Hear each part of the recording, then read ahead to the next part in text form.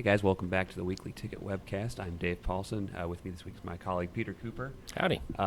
Lots of things going on this week. Tons of shows. Peter, I didn't see you at the Lil Wayne concert last night. Were you there? No, I was not there. I was unable to be there, and that's my loss. Well, It's one in a series of regrets that I'll carry with me to the grave. Okay, great. But just an example of all the things happening this week and the range of things happening this week. Among them, we are now in the thick of the NAMM convention. Just sort of if you're into musical instruments, gear of any sort, anything that's involved with live music and recording, you can see the latest products and technology at this show at the Music City Center. And one day, at every NAMM, they have a day for the public, weirdly named Music Industry Day, which sounds like it's not open to the public, but you can buy a ticket to Music Industry Day. Well, everyone who lives in Nashville is in the music industry in one way or another, so it works. They just give you the city pass for that.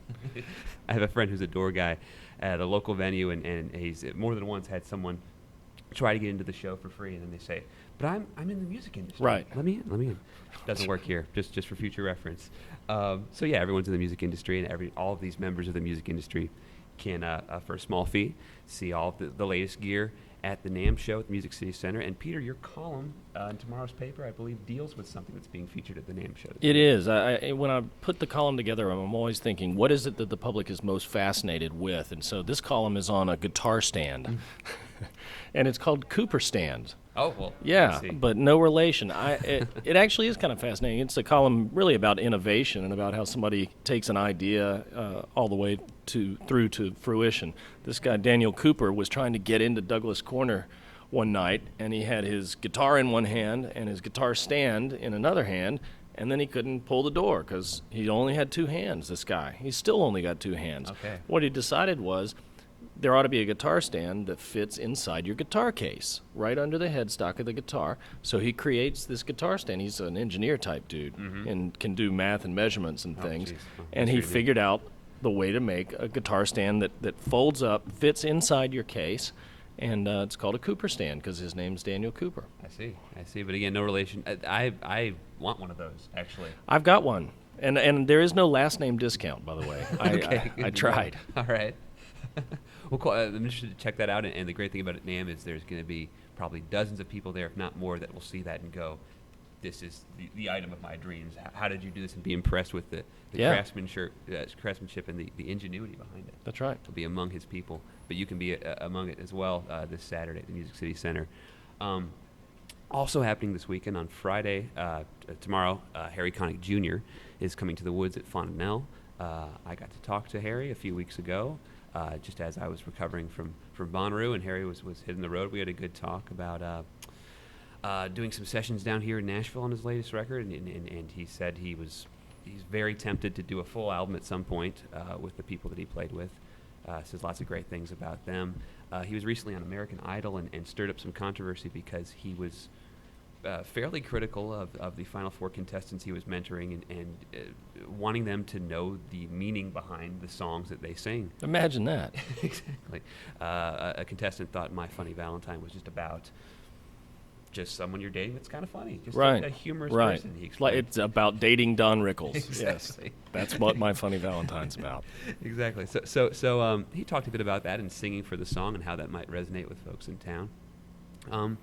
But and also just about juggling all the things he does. He's a Broadway star. He's been on TV. I remember him in battling aliens with Will Smith in Independence Day, and was on Will and Grace and Law and Order SVU. So just talking about how he balances all that with his wife and 3 kids. So that show's happening tomorrow, and you can read our interview, full interview with Harry later today on Tennessean.com/music and in print tomorrow in the ticket section. But there are other shows happening this weekend, Peter, and I think there's one of note you wanted to mention. Yeah, and I'm not going to get to be there because, as you may know, Dave, I have my own music fans of mine. I have dozens of fans all over the world, and I'm going to play for some of them this weekend. Right. But were I in Nashville on Friday night, I think I would be tempted to go by the Family Wash in East Nashville. There's a guy playing there named Jim Oblon, who's a fairly new Nashville resident. He's moved here within the past couple of years. This is a guy who plays guitar, bass, and drums on Paul Simon's latest album, So Beautiful or So What, which is a very, very overlooked album, I think, in Simon's catalog.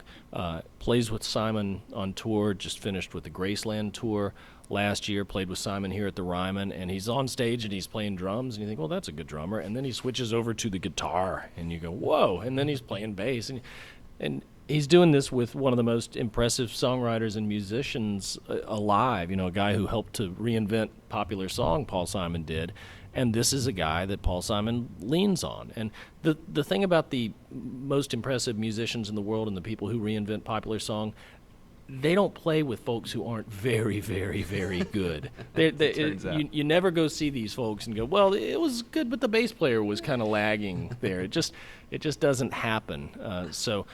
An immense talent, and you can walk into this little East Nashville bar, and you can walk in without paying a cover charge, and you can see a monumentally impressive talent. And you know what that is in Nashville? It's just another night, I guess, in some ways. But when people say, well, I'm a little jaded, about going out to see me, there's so much music here.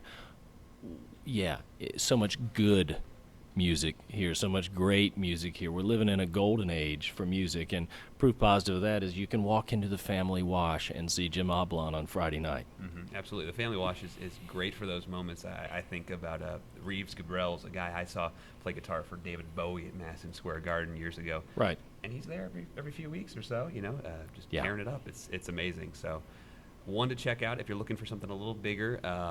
Another local talent, Ben Folds and his band Ben Folds 5, which recently reunited, is on tour with the Bare Naked Ladies and Guster, and they'll be at the Fontanelle on Saturday. And then also on Saturday, this caught our eye here.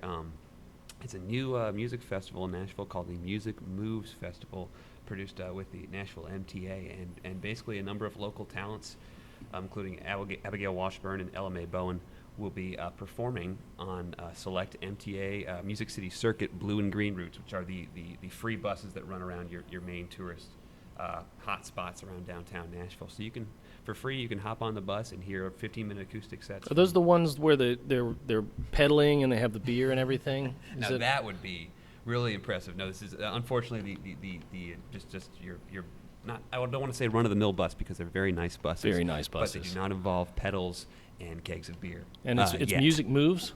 Music Moves Festival. Speaking of things that are impressive, I've seen you on stage yourself, and you got some fine music moves, Dave. Well, thank you, Peter. You're not so bad yourself. I appreciate that, and maybe one day you and I will both be performing on one of these fine buses. But for now, you can see a bunch of other talented folks at the Music Moves Festival on Saturday from 1 to 5 p.m. It's free to get on the bus, but they are accepting donations for nonprofit Notes for Notes. That's all going to be in tomorrow's ticket section and also on Tennessean.com/music. We appreciate you guys for tuning in. Peter, thanks for joining me today. Thank you. All right. See you guys next week.